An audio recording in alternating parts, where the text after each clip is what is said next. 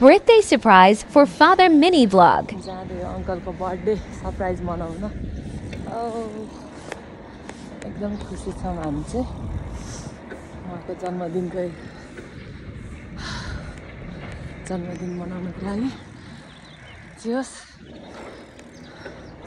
धेरै पहिलादेखिको सोच थियो आज पुरा भयो अङ्कलको बर्थडे सरप्राइज मनाउने भनेर धन्यवाद चर्च फ्यामिलीलाई सबैजनालाई धन्यवाद दिन चाहन्छु हाम्रो फादरको बर्थडेको डेकोरेसनको तयारी माला हुँदै हाम्रो आन्टी यहाँ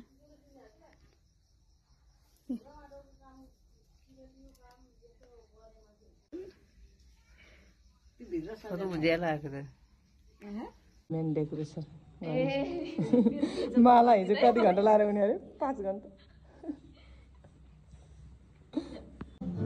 तपाईँ खुसी हुनुहुन्छ आज एकदम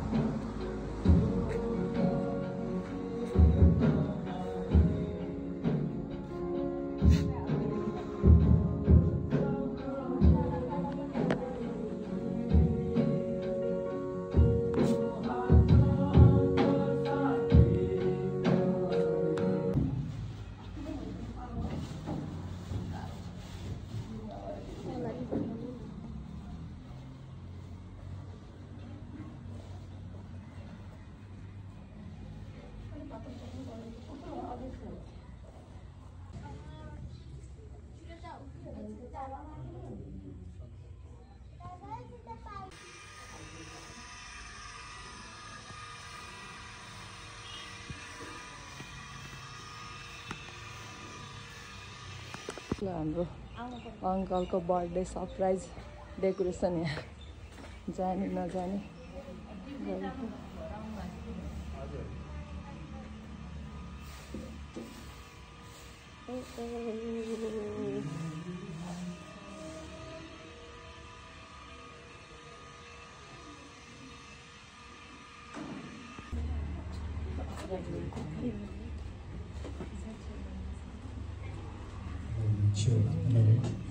Day to you, happy birthday, happy birthday to you.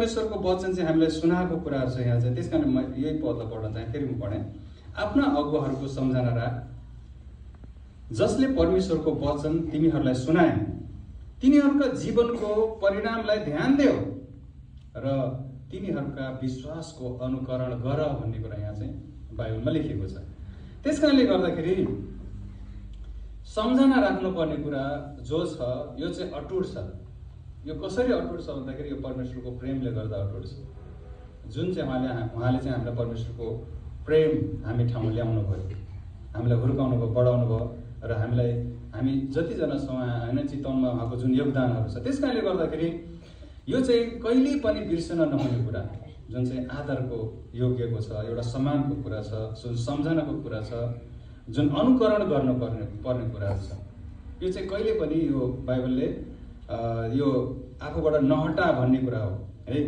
यसलाई चाहिँ थामिराख भन्ने कुरा हो यसलाई चाहिँ ध्यान दिनुपर्ने कुरा हो यो चाहिँ तपाईहरु मैले भन्ने कुरा लेखेको छ त्यसकारणले गर्दाखेरि हामी जुन पवित्र धर्मशास्त्र बाइबलमा हेर्छौं भने मत्ती 28 को 19 देखि हामी जब हेर्छौं भने जाऊ सारा संसारको मानिसहरूलाई गएर सुसमाचार सुनाऊ भन्ने कुरा अनि पिता पुत्र र पवित्र आत्माको नाममा चाहिँ बप्तिस्मा देऊ भन्ने कुरा अनि त्यो कुरा एउटा आज्ञाको रूपमा जुन चाहिँ त्यहाँ लेखिएको कुराहरू छ। मैले यो कुराहरू किन भने भन्दाखेरि एउटा उहाँले चाहिँ हाम्रो निम्ति जुन योगदान चाहिँ जुन गर्नुभएको छ त्यो चाहिँ परमेश्वरले जुन उहाँलाई आज्ञा गर्नुभएको त्यो कुरा चाहिँ हामीमा दिनुभएको छ र हामीले चाहिँ अरूलाई गराउनु पर्ने कुराहरू छ। त्यस कारणले गर्दाखेरि उहाँ चाहिँ हाम्रो गुरु पनि हुनुहुन्छ, हाम्रो आत्मिक पिता पनि हुनुहुन्छ है। अनि ती सबै कुरा अब यसको धेरै कुराहरू नगरौँ, म एकदमै छोटो रूपमा जाँदै गर्दाखेरि मैले भन्न खोजेको कुरा यो हो कि एउटा जुन चाहिँ आज जुन परमेश्वरको वचनबाट हामीले हेर्दै गर्दाखेरि जुन कसैको जन्मदिन एउटा मनाइन्छ भने अनि खुसी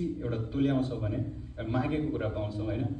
अनि त्यो फेरि हामी गलत तरिकाले माग्नु नहुने कुरा, एउटा वृद्ध अवस्थामा पनि जो सन्त यूहन्नालाई कहिले पनि उसको अनुयायीहरूले नबिर्सेको कुरा, चर्चमा ल्याएको कुरा नआउँदासम्म पनि अनि त्यो आशिषहरू लिएको कुराहरू पनि हामी देख्दछौँ। अरू धेरै यस्तो उदाहरणहरू छ, मैले छोटो मात्रै यहाँ उदाहरण ल्याएको छोटो समय भएको कारणले गर्दाखेरि मैले एलियाको कुरा गरेँ र यहाँ हिब्रूको पुस्तकमा अरू धेरै यस्ता पदहरू छ।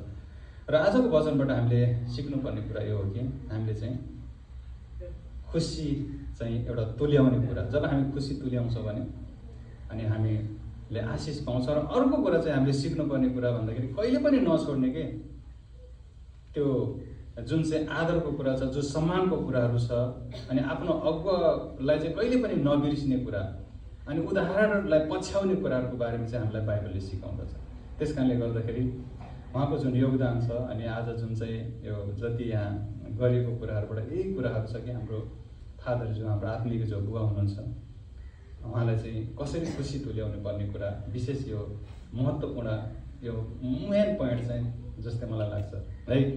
अनि अब मलाई चाहिँ अङ्कलले जति पनि मेरो एक्लोपन हुँदाखेरि आन्टी हुनुहुन्छ, उहाँहरू चाहिँ एकदमै मलाई सहायता गर्नुभयो। अब परमेश्वरको वचनहरू सुनाउनुहुन्थ्यो। अब कतिपय ठाउँहरूमा अब के भन्ने, अब यसको उनी छैन कि मसँग उहाँहरूले गर्नुभएको प्रेमको लागि चाहिँ मैले बयानै गर्न सक्दिनँ है। अब जति गरे पनि उहाँहरूलाई मेरो लागि जति गरे पनि मेरो लागि कमी नै हुन्छ कि जति गरे पनि।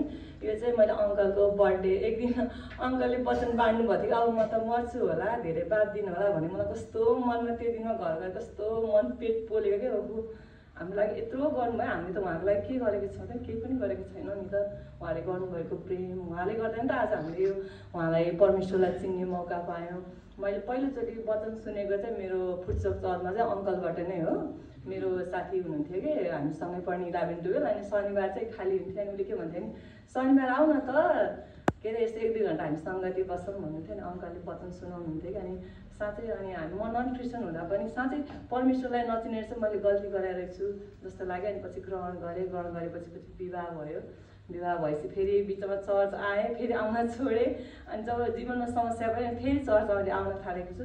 तैपनि यहाँ सबैलाई धन्यवाद दिन चाहन्छु, विशेष गरेर अङ्कललाई जन्मदिनको धेरै धेरै शुभकामना।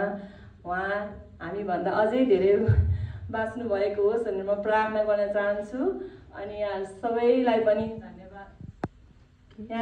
धन्यवाद दिन चाहन्छु। अब यो कार्यक्रममा सहभागी हुनुभयो त्यसको लागि सबैलाई धन्यवाद दिँदै अङ्कललाई फेरि पनि जन्मदिनको धेरै धेरै शुभकामना दिन चाहन्छु। सबैजनाले ताली बजाइदिनु होला अङ्कलको लागि। धन्यवाद सबैजनालाई साथ सहयोग गरिदिनु भयो तपाईँहरूले। म एक्लै त्यो सम्भव हुन्थेन नि त, अब म एक्लैबाट हुन्थेन। सबैले सबै चिजबाट सहयोग गरिदिनु भयो। फादरहरूलाई पनि धेरै धेरै धन्यवाद दिन चाहन्छु। तपाईँहरूको पनि यस्तै जन्मोत्सव मनाउन पाइयोस् बुढेसकालमा, जवान अवस्थामा नभए पनि। ल धन्यवाद तपाईँहरूलाई फेरि पनि अङ्कललाई। अनि आन्टीको पनि 30 गते कि कति गते भन्नुभएको थियो, आन्टीलाई पनि जन्मदिनको धेरै धेरै शुभकामना छ अग्रिम। अनि आन्टीले पनि धेरै सहायता गर्नुभएको छ मेरो जीवनमा। कतिपय ठाउँहरूमा जब म एक्लो हुँदाखेरि आन्टीले अब वचनहरू सुनाउनुहुन्थ्यो, यसरी गर्नुपर्छ है, यसरी आत्तिनु हुँदैन भन्ने कुराहरू सुनाउनुहुन्थ्यो क्या। Happy birthday to you. Happy birthday to you. Happy birthday to you.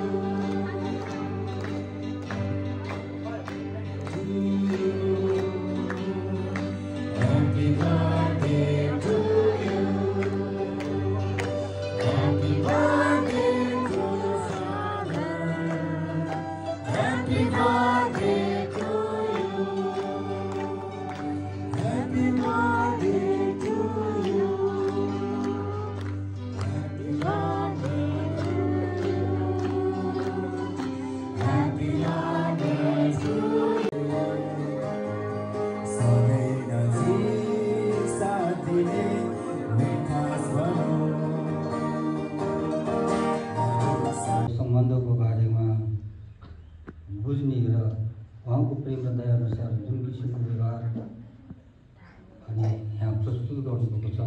लागि विशेष गरेर परमेश्वरलाई धन्यवाद दिन्छु र तपाईँहरूलाई पनि धेरै धन्यवाद दिन्छु। मैले आफ्नो शारीरिक जन्मको बारेमा कहिले पनि मैले भनिनँ र मलाई जब परमेश्वरसँगको सम्बन्धमा आत्मिक जन्मको बारेमा मैले